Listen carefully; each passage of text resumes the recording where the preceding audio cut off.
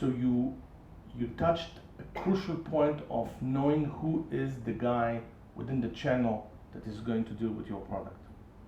What I did many times, I asked his manager how much time would he will be devoting to sell my products, and the guy will typically move very uncomfortably in his chair and will say, well, at the beginning he will come to do a training, blah blah blah, and then we will see. No, if you don't get a firm commitment that this guy will spend 30%, 40%, 50% selling your product line, you walk out the door.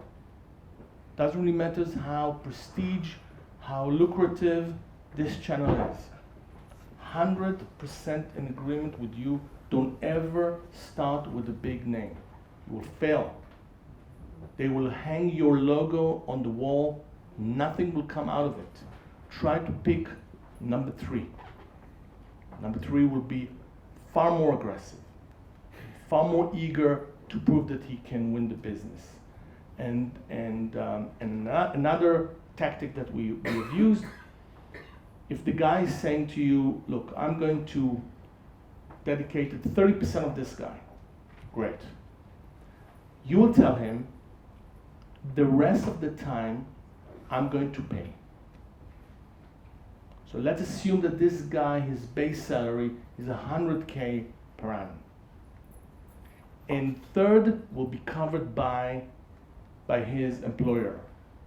The rest you cover. You cover, and you have always the option to say, guys, it's not working. I'm backing off. But in this way, you bought 2 things. A, the channel partner understand that you are paying his employee salary. If it is a win, it's a win for both sides. If it's a lose, it's a lose for both sides, but you cut it short.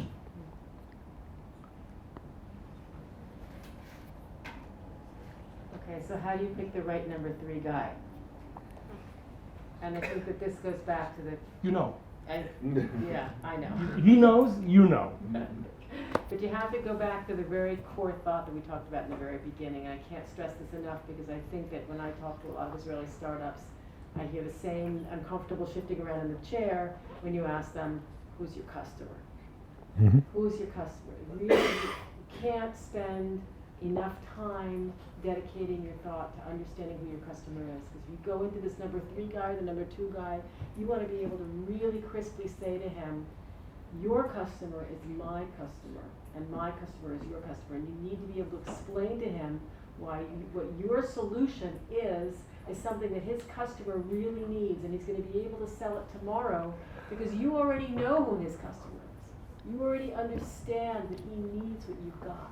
And you can explain to him how he's going to make money by selling your stuff because you know that the customer demands it and how they demand it and how they want to buy it.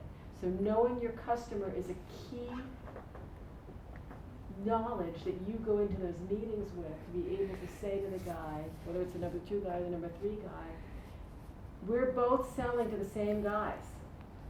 So that's really, really important. The other thing is, the second piece of thing I want to say, what David said before, is also really important. If you're selling a SaaS solution, you have to realize you may need 2 or more different types of channel partners to execute a sale. You need that channel partner who's going to handle the delivery, the technical cloud delivery of the solution, like Avner's been talking about. The guys who are going to actually handle the technology access to the solution. But then you need the guys who are going to help do the services support, because if you're selling something that's not self-evident, that needs services implementation in order to have the value delivered from your solution to that customer. The guys who are handling the access, the MSP who's got the data center who's actually handling the access and the implementation of your software, may not be the guy who's going to be able to handle the business process and provide the services to your customer to make sure that they can actually use what you're selling. So in the SaaS world, you may have to think of 2 very different types of channel partners in order to execute that sale. Just One comment that obviously the ideal situation is that we do not need any partner in between us to the customer in the SaaS model. And we have many examples of companies here that sell directly through SaaS and they don't need any partner in between. But once the solution needs any kind of integration or development to customize, then we need those partners.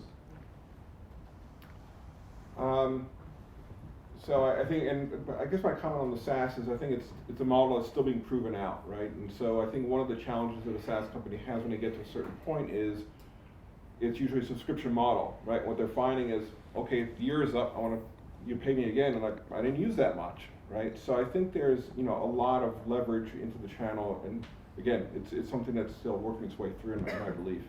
The other comment I think I wanted to make was that just bear in mind, I think these guys, the partners out there, if you will, the channel is getting bombarded, right? There's gazillions of startups trying to get them to carry their product.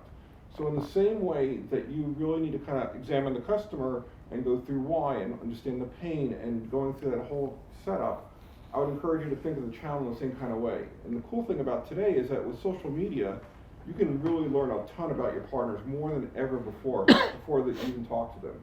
And some partners want to make money on services. Some partners want to make money on the licensing. Some partners want to get more leads. So everybody has their own kind of hot button, if you will. I mean, they all want to make money, of course, but everybody has their own hot button of where they're sensitive.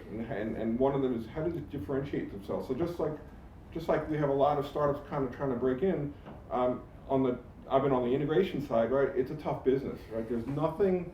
When we build an ISV, we build a different mousetrap that's better than somebody else's, hopefully, right? On the channel side, it's all about service and relationships. Yes, somebody's going to claim they have a process better than the next guy, but at the end of the day, at this point, it's really a lot of the same thing over and over again. So helping that guy differentiate themselves with your product and with the methodology, I think, is something to keep in mind. We are talking, and I keep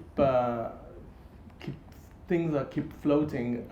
There is a major sticky point that we haven't touched about, which is exclusivity. I'm willing to put a lot of money on the fact that within the first 15 to 20 minutes of discussion with any channel partner, the guy will say, do you know that our company policy is we only work exclusive? And what I suggest you'll do, you'll move your head this way. Means, I hear you, let's keep talking. If you will say at that point, no, we're not going to give you exclusivity, meeting is done. You move on with the meeting. At the end of the day, if the guy can deliver, you don't care. The problem is, what happens if he doesn't deliver? So the way to handle it is, I'm going to give you whatever exclusivity you're going to commit that will generate a relevant revenue stream for me. If you are telling me that I will see within the next 12 months $5 million of revenue coming from you, you got now the exclusivity. And if you can't deliver on your commitment, you lose the exclusivity. It happens in every business. Our business is no different.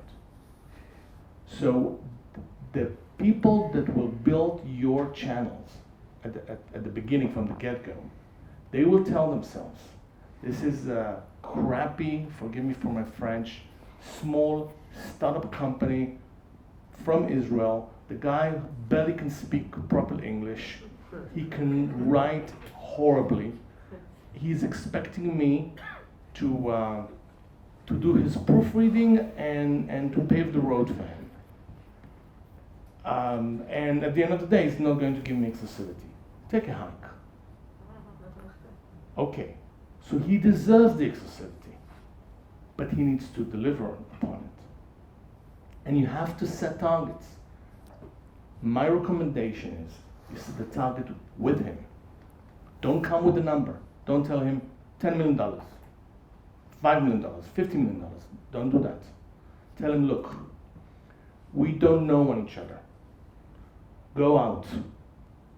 Let's count 90 days from now. This is a trial period. You will understand what I am selling. I will understand what you're selling.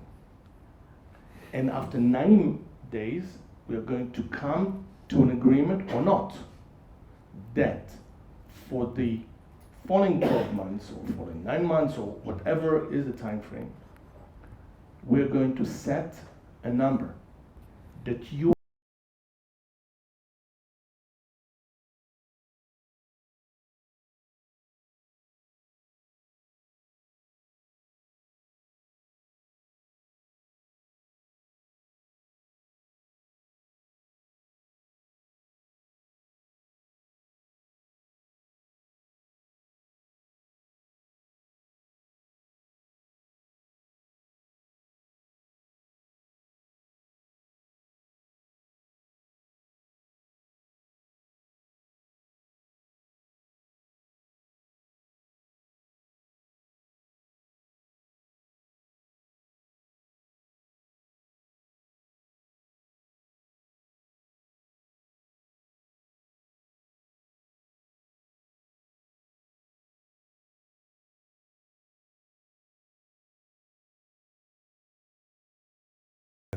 of all of them, and because the names, the exact numbers are all over the place, but somewhere between 65 to 80% of all the technology that is sold through the IT channel. Now, I agree. There's there's different ways of delivering it, and the different ways are going to need different routes to market.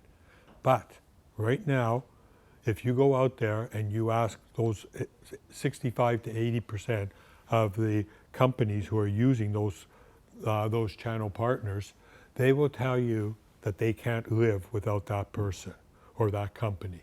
They depend on them like a baby depends upon a mother for milk.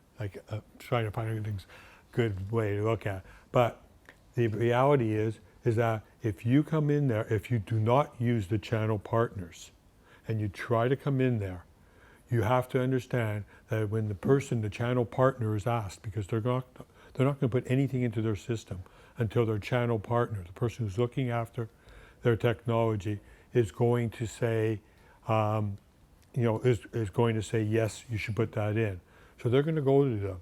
And if they don't know your product because you haven't been using them, or because you're not enough marketing out there, or you don't have a brand name out there, or a combination of all three of those, the channel partner is not going to start going out of their way to find out about your product.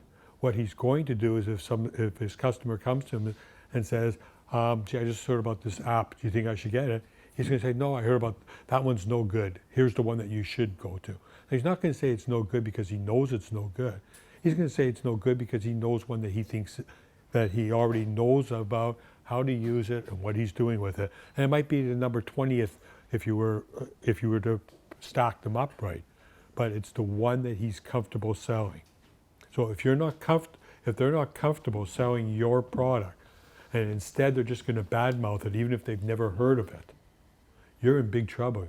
Because all of a sudden this big, huge marketplace that I'm talking about becomes a very, very, very small marketplace for you, and a much harder marketplace to get to. So my advice is, think about everything that they've said, because every single person, even Avner, who I disagreed with for a few minutes, they're all right with what they're saying.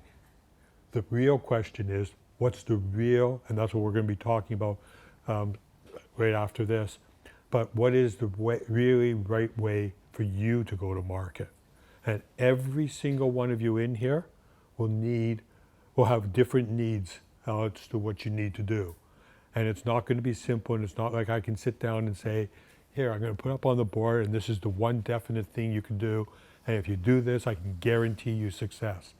I can't do that. Distributors can't do that. Channel partners can't do that. And I don't know anybody else who can, except, of course, IBM.